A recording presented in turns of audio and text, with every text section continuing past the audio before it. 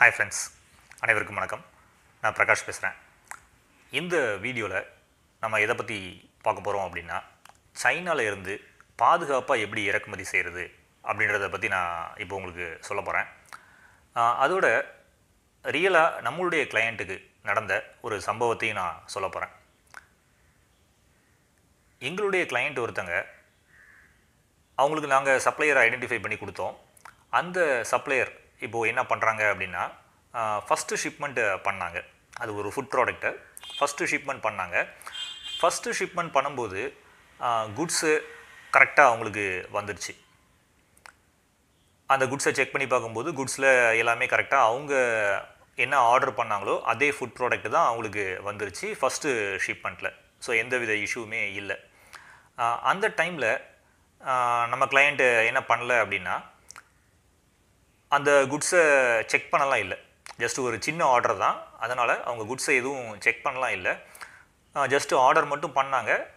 அவங்க ஃபோட்டோவில் பார்த்த அந்த ஒரு ப்ராடக்ட்டு, ஆக்சுவலாக அவங்க ஃபோட்டோ மூலமாக என்ன பண்ணிக்கிட்டாங்க அப்படின்னா, அந்த ப்ராடக்டை அவங்க ஷேர் பண்ணாங்க அவங்களுடைய சப்ளையர், சைனீஸ் சப்ளையருக்கு. சைனீஸ் சப்ளையரும் அந்த ப்ராடக்ட் அவைலபிளாக இருக்குது அப்படின்னு அந்த ப்ரைஸிங் எல்லாம் சொல்லி எல்லாம் செட் ஆனதுக்கப்புறமா அந்த குட்ஸை அனுப்பி வச்சாங்க. ஸோ ஃபஸ்ட்டு டைம் ஷிப்மெண்ட்டில் எந்தவித இஷ்யூவுமே இல்லை, கரெக்டாக வந்துருச்சு. இப்போ செகண்ட் டைமு அவங்க ஒரு ஆர்டர் பண்ணாங்க அதே சப்ளையர்கிட்ட, அதே சைனீஸ் சப்ளையர்கிட்ட. செகண்ட் டைம் அவங்க 3 டிஃப்ரெண்ட் ஃபுட் ப்ராடக்ட்ஸ் ஆர்டர் பண்ணாங்க. அந்த 3 டிஃப்ரெண்ட் ஃபுட் ப்ராடக்ட்ஸ் ஆர்டர் பண்ணதுக்கப்புறமா அவங்களுக்கு கையில் குட்ஸு ரீச் ஆயிடுச்சு. பட் அந்த 3 டிஃப்ரெண்ட் ஃபுட் ப்ராடக்ட்ஸுமே அந்த வேரியேஷன்ஸ் கொஞ்சம் மாறிடுச்சு. அதாவது அவங்க கேட்ட ப்ராடக்ட்டு வேறு, பட்டு வந்த ப்ராடக்ட்டு வேறு ஆயிடுச்சு. இது என்ன இஷ்யூ அப்படின்னு பார்த்தீங்கன்னா, இந்த மாதிரி குட்ஸு நம்ம கரெக்டாக செக் பண்ணல அப்படின்னா நம்ம கையில் ராங்காக வச்சு அவங்க அனுப்பிடலாம். இது அவங்க வாலண்டியராக ஆக்சுவலாக பண்ணல. அவங்க சைட்லேருந்து, சைனீஸ் சப்ளையர் சைட்லேருந்து என்ன சொல்கிறாங்கன்னா, நாங்கள் இதை ஜஸ்ட் நாங்கள் தெரியாமல் தான் பண்ணிட்டாங்க, நம்மளுடைய நியூ ஸ்டாஃபு அவங்க இந்த ப்ராடக்டை மாற்றி வச்சுட்டாங்க அப்படின்னு சொல்கிறாங்க. அதாவது சைஸில் வேரியேஷன்னா என்ன சொல்கிறேன்னா, சைஸில் வேரியேஷன் நான் சொல்கிறேன். அதாவது அந்த ப்ராடக்டுடைய சைஸு ஒரு ஸ்மால் சைஸ், ஆக்சுவலாக நம்மளுடைய கிளையண்ட்டு கேட்டது ஒரு பிக் சைஸ் ப்ராடக்ட்டு, அவங்களுக்கு அவங்க என்ன கிடச்சிது அப்படின்னா ஒரு ஸ்மால் சைஸ் ப்ராடக்டாக அவங்க அனுப்பியிருக்கிறாங்க. ஸோ இந்த மாதிரி சைஸை வேரி பண்ணி என்ன பண்ணிட்டாங்கன்னா அந்த ப்ராடக்ட்ஸை அனுப்பிட்டாங்க.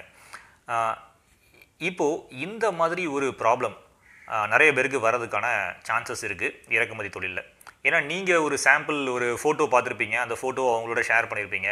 பட் உங்களுக்கு இங்கே வரும்போது அவங்க ஏதாவது வேறு எதையாச்சும் மாற்றி அனுப்பிடுவாங்க.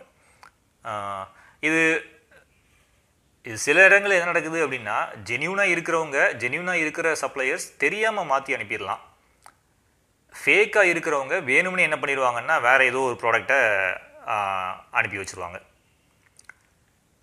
ஸோ இந்த மாதிரி சிச்சுவேஷன்ஸ் வராமல் இதில் இருந்து நம்ம எப்படி பாதுகாப்பாக நம்ம இறக்குமதி பண்ணுறது, இந்த மாதிரி ஒரு மிஸ்டேக்ஸ்லேருந்து என்ன நம்ம கற்றுக்கலாம் அப்படின்னா, நீங்கள் இறக்குமதி பண்ண போகிறீங்க அப்படின்னா ஃபஸ்ட்டு நீங்கள் ஒரு சின்ன சாம்பிள்ஸ் வாங்கிக்கணும்.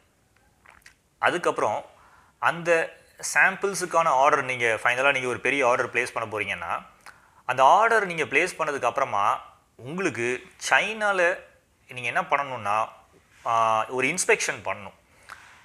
அது நீங்கள் ஒரு ஏஜெண்ட்டை வச்சு பண்ணலாம்.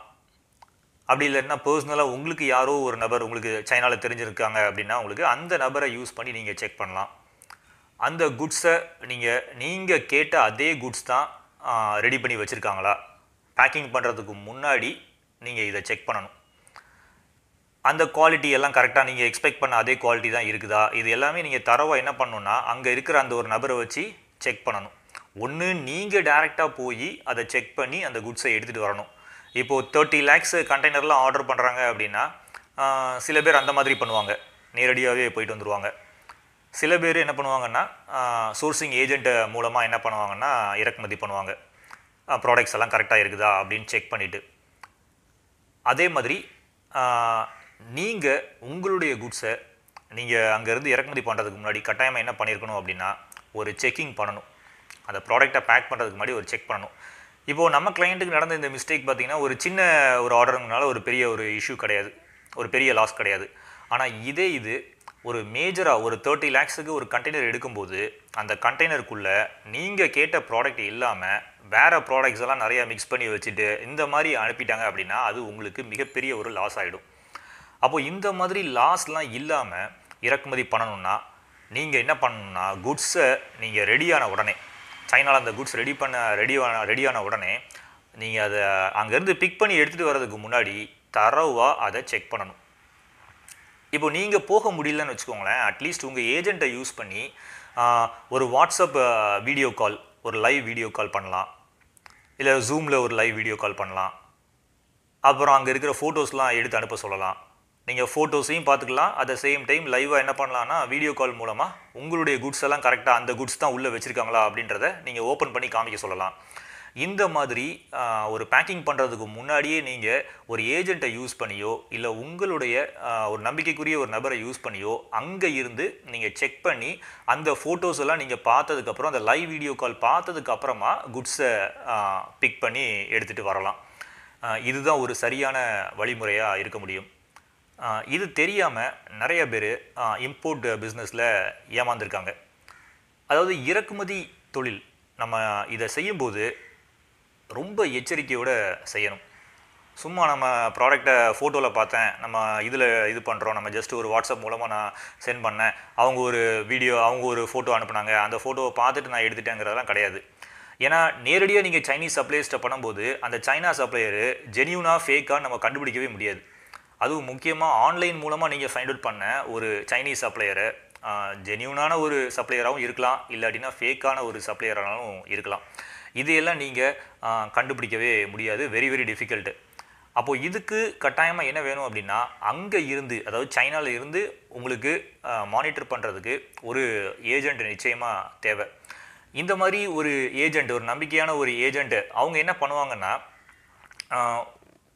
இன்கேஸ் உங்களுடைய குட்ஸை அவங்க பிக் பண்ணி அவங்க உங்களுக்கு சப்ளை பண்ணுறாங்கன்னா அதுக்கான ஒரு கமிஷன் கேட்பாங்க. அந்த கமிஷன் எப்படி இருக்கும் அப்படின்னா ஜென்ரலாக ஏஜென்ட்ஸ் வந்து 5% கேட்பாங்க, சில பேர் 3% கேட்பாங்க ஆர்டர் வேல்யூலேருந்து. சில பேர் அதுக்கு மேலே ஹையாகவும் கூட கேட்கலாம், அதாவது 6-7 கூட கேட்கலாம்.